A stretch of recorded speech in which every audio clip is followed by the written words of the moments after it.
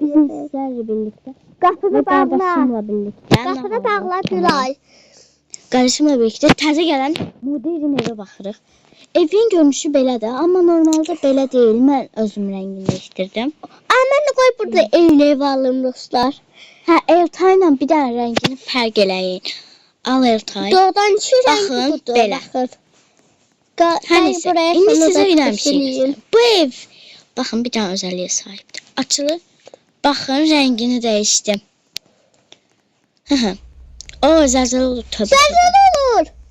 Dostlar, gəlirik Bir dəfə də zəlzələ olur. Baxın, bizim qarajımızdır. Az qala bagajdır.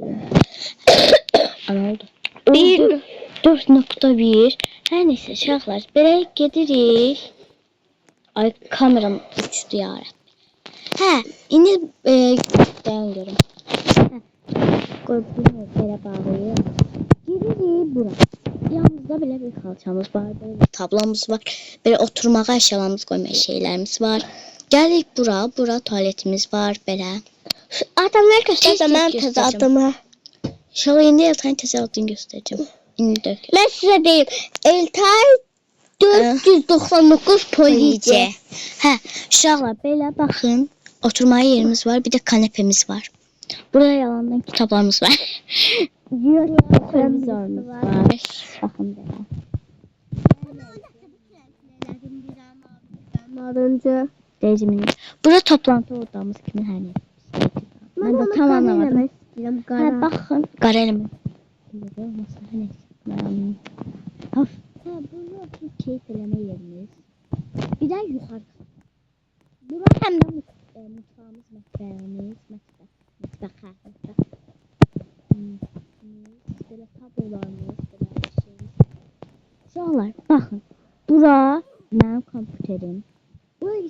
Elə biləcəksiniz burada bir dənə dayan. Tövbə. Uşaqlar, baxın, elə biləcəksiniz burada gizli bir şey var. Xeyr, burada gizli bir şey yoxdur. Kitablarımız oradaydı. Gəlir yoxam. Baxın, burası mənim otağımda çəkməcələrim.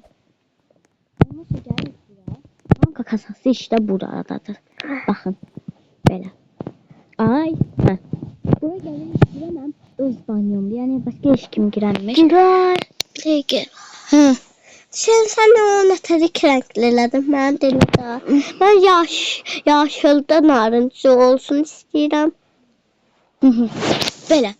Uşaqlar, həm buradan belə giriş var. Həm də dostlarım gələndə burada böyük bir aynamız və iki də əl yıkama yerimiz var. Burada belə banyomuz. Belə. Mən belə deməmişdim axı. Səndə nətər görünür ha? Məndə də. Hə, uşaqlar, baxın belə boy aynamız. Belə. Nə yapacaq? Bağlamanı tuturaq. Neyse belə. Amma bir çox əşyalardan xoşum gəlmədi. O da nədir deyim indi qoy. Məsələn, banyonun qara olması. Bu mənim heç xoşuma gəlmədi. Belə. Zilli tuvalet kiridir da. Amma qara olmasaydı məsələn. Çox yaxşı olurdu. Mən kömək eləməm qalası bu qədər idi. Allah, bu qədərdir. Bu kadar. Dostlar, videomuza like, kanala abone olmayı unutmayın. Eltay şoka girdi. Her neyse. Bye bye. Gülay gel.